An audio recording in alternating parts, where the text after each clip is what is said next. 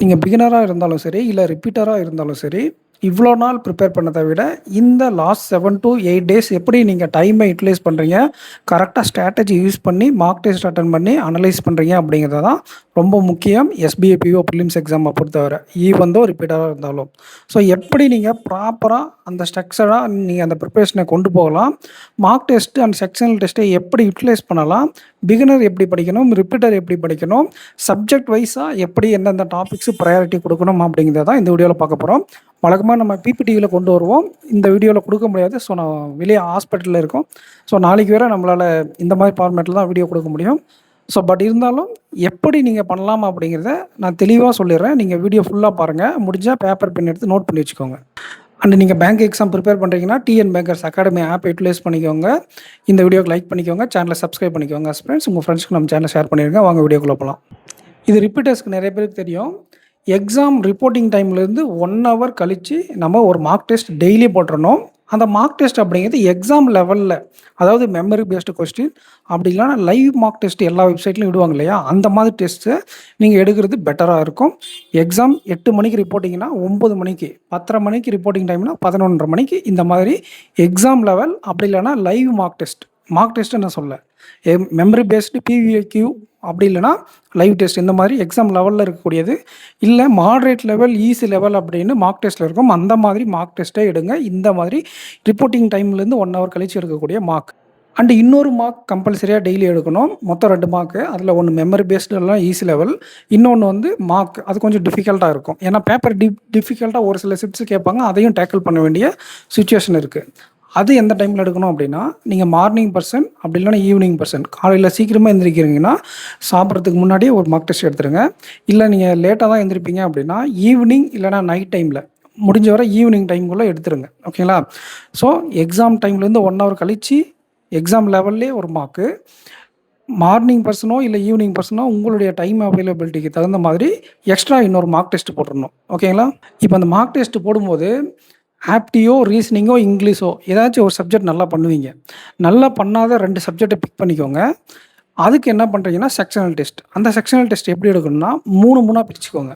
இப்போ உங்களுக்கு ஆப்டியில் மார்க் கம்மியாக வருது, இல்லை மிஸ்டேக் பண்ணுறீங்க, கொஸ்டின் செலெக்ஷன் வரல, ஸ்பீடு வரல, அந்த பேட்டர்ன் அடாப்ட் பண்ண முடியல அப்படின்னா தொடர்ந்து 3 செக்ஷனல் டெஸ்ட் எடுக்கணும் ஆப்டிலேயே. ஓகேங்களா? 20 நிமிஷம் இருக்குமா ஒரு செக்ஷனுக்கு டைமிங்கே.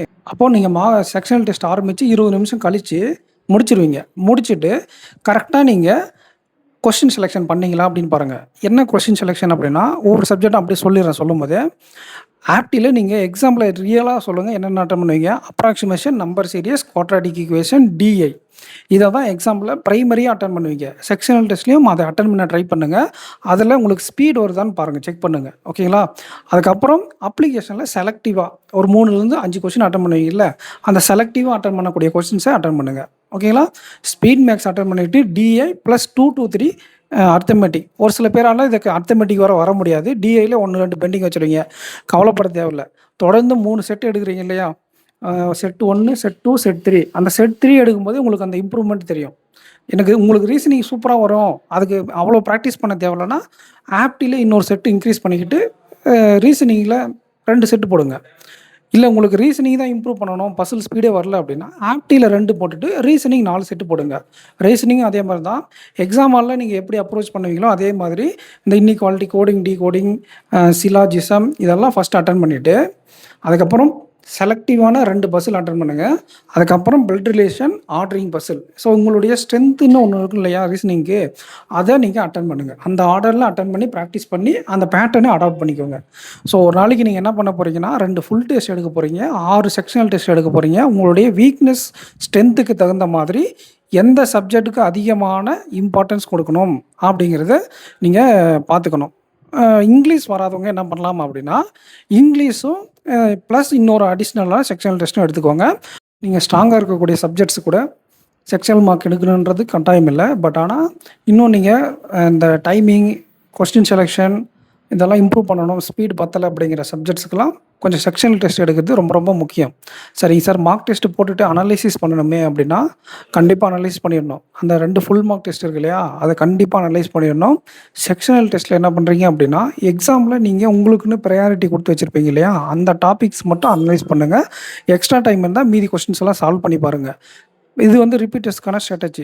நீங்க பிகினரா இருந்தா, நீங்க சில டாபிக்ஸ் எல்லாம் இன்கம்ப்ளீட்டா வச்சிருப்பீங்க. இல்ல இன்னும் கொஞ்சம் இம்ப்ரூவ் ஆயிருக்கணும். செக்ஷனல் டெஸ்ட்லயே உங்களுக்கு அது என்ன டாபிக்ஸ்ன்னு தெரிய வரும். அதுக்கு வந்து எக்ஸ்ட்ரா 2 to 3 ஹவர்ஸ் குடுங்க. இப்ப அந்த 2 மார்க் டெஸ்ட் ஃபுல் டெஸ்ட் போட்டு அனலைஸ் பண்ணி, அதுக்கப்புறம் அ இந்த 6 செக்ஷனல் டெஸ்ட் போடுறதுக்கு 7 to 8 ஹவர்ஸ் ஆகும் பெர் டே. ஓகேங்களா? அ பிகினர்ஸ் என்ன பண்றீங்கன்னா, இன்னும் ஒரு 2 to 3 ஹவர்ஸ் எக்ஸ்ட்ரா எடுத்து, நீங்க என்ன பண்றீங்கன்னா, அந்த இப்போ ரொம்ப அடி வாங்குது இல்லையா? இப்ப சிலாஜிசம், அக்யூரசி வராது சில பேருக்கு. ஆர்டரிங் பசில், பிளட் ரிலேஷன் வராது சில பேருக்கு. அந்த மாரி விஷயங்களுக்கு கொஞ்சம் எக்ஸ்ட்ரா அந்த 2 to 3 ஹவர்ஸ யுட்டிலைஸ் பண்ணிக்கோங்க. இங்கிலீஷ் வந்து ஸ்ட்ராட்டஜி நான் வீடியோ ஆல்ரெடி பழைய எக்ஸாம்ஸ்க்குலாம் போட்டிருக்கேன். ஃபியூச்சர்ல அதாவது இன்னும் டிஸ்சார்ஜ் ஆயிட்டு நான் போடுறேன் தனியா.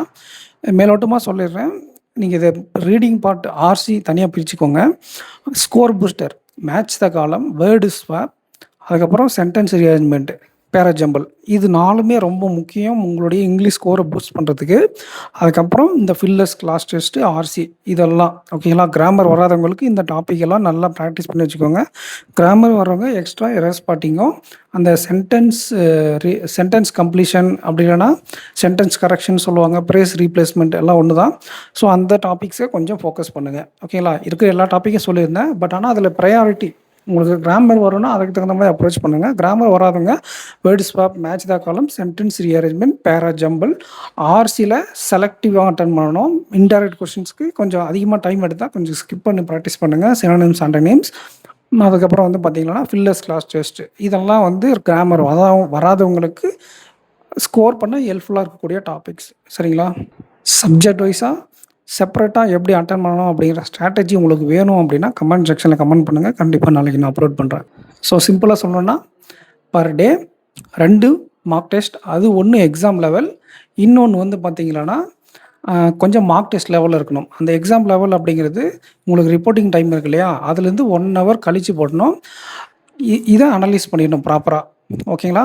இதுக்கு 4 மணி நேரம் எடுத்துக்கும். அதுக்கப்புறம் 6 செக்ஷனல் மார்க் டெஸ்ட்டு. ஓகேங்களா? எய்தர் 3 காம்போ, எனி 2 செக்ஷன் நீங்கள் ஒழுங்காக பண்ணல அப்படின்னு ஃபீல் பண்ணுற சப்ஜெக்ட்ஸை எடுக்கலாம். அப்படி இல்லை அப்படின்னா 4:2 ரேஷியோவில் பிரிச்சுக்கலாம். ரொம்ப இம்ப்ரூவ் பண்ணணுன்ற சப்ஜெக்ட்டுக்கு 4, இன்னொரு சப்ஜெக்ட்டுக்கு 2. அதை அனலைஸ் பண்ணுறதுக்கு நீங்கள் மார்க் டெஸ்ட் அளவுக்கு டைம் எடுத்துக்க வேண்டாம். நீங்கள் எக்ஸாம் ஹாலில் இந்த டாபிக்ஸ் அட்டன் பண்ணுவோம், இதை ஸ்கிப் பண்ணுவோன்னு நினைப்பீங்க இல்லையா? அதில் அட்டன் பண்ணுவீங்க அப்படிங்கிறத மட்டும் நீங்கள் அனலைஸ் பண்ணுங்கள். இதெல்லாம் பண்ணி முடிச்சுட்டு செப்பரேட்டாக சப்ஜெக்ட் இம்ப்ரூவ் பண்ணணும்னு ஏதாச்சும் இருந்தால் அதுக்கு ஃபோக்கஸ் பண்ணுங்கள். உதாரணத்துக்கு syllogism, blood relation, ordering puzzle, ஆப்டியில் ஏதாச்சும் 2-3 அர்த்தமெட்டிக் வேணும் சார், இல்லை டிஏ எனக்கு வர மாட்டேங்குதுங்க சார், அந்த மாதிரி ஏதாச்சும் ஒன்று வீக்னஸாக இருக்கு இல்லையா? இல்லை பேராஜம்பிள் எக்ஸ்ட்ரா எஃபர்ட் போடணும், எனக்கு அதில் மிஸ்டேக் பண்ணிக்கிட்டே இருக்கேன், அந்த மாதிரி நீங்கள் இருந்தால் அதுக்கு ஒரு 2 to 3 ஹவர்ஸ் எக்ஸ்ட்ரா ஸ்பெண்ட் பண்ணணும். ஓகேங்களா? இந்த மாதிரி 3ஆக பிரிச்சுக்கோங்க. மார்க் டெஸ்ட்டு, செக்ஷனல் டெஸ்ட்டு, அதுக்கப்புறம் செப்பரேட்டாக டாபிக் ப்ரிப்பரேஷன். இதை பண்ணீங்க அப்படின்னா கண்டிப்பாக எஸ்பிஐ பிஓவில் நீங்கள் நல்லா பர்ஃபார்ம் பண்ணுவீங்க. ஓகேங்களா? எக்ஸாம் அனலைசிஸ் ரொம்ப ரொம்ப முக்கியம். அதுக்கு நான் செப்பரேட்டாக ஒரு வீடியோ போடுறேன். இப்போதைக்கு இந்த ஆர்டரில் இந்த ஸ்டடி பிளானரை வச்சு இந்த 7 நாளைக்கு கொண்டு போனீங்க அப்படின்னா கண்டிப்பாக உங்களுடைய ஸ்கோர் அப்படிங்கிறது நல்லா வரும். இன்னொன்று, இந்த மார்க் டெஸ்ட்டில் வர மார்க்கை பற்றி நீங்கள் கவலைப்பட தேவையில்ல. அதுக்கு நான் செப்பரேட்டாக ஒரு வீடியோ போடுறேன். எவ்வளோ மார்க் எடுத்தாலும் அதை பற்றி ஒரி பண்ணிக்க வேண்டாம். எடுக்கக்கூடிய மார்க்கு என்எஃப் தான். அதுலேருந்து நீங்கள் இந்த இப்போ நான் சொன்ன இந்த பிளானை மட்டும் இம்ப்ளிமெண்ட் பண்ணுங்கள். அதுலேருந்து எவ்வளோ உங்களுக்கு இம்ப்ரூவ் ஆகுதோ இம்ப்ரூவ் ஆகிட்டு இப்போ எக்ஸாம் எழுதுங்க, போதுமானது, எக்ஸாம் கிளியர் ஆகிடும். சரிங்களா? ஆனால் இந்த 7 நாளும் இதை ப்ராப்பராக பண்ணணும். ஸோ இந்த வீடியோ உங்களுக்கு யூஸ்ஃபுல்லாக இருந்தால் லைக் பண்ணிட்டு சேனலை சப்ஸ்கிரைப் பண்ணிக்கோங்க. நெக்ஸ்ட் வீடியோவில் மீட் பண்ணலாம் ஃப்ரெண்ட்ஸ். தேங்க்யூ. நீங்கள் பேங்க் எக்ஸாம் ப்ரிப்பேர் பண்ணுறீங்கன்னா நம்ம TN bankers academy app utilise பண்ணிக்கோங்க. தேங்க்யூ.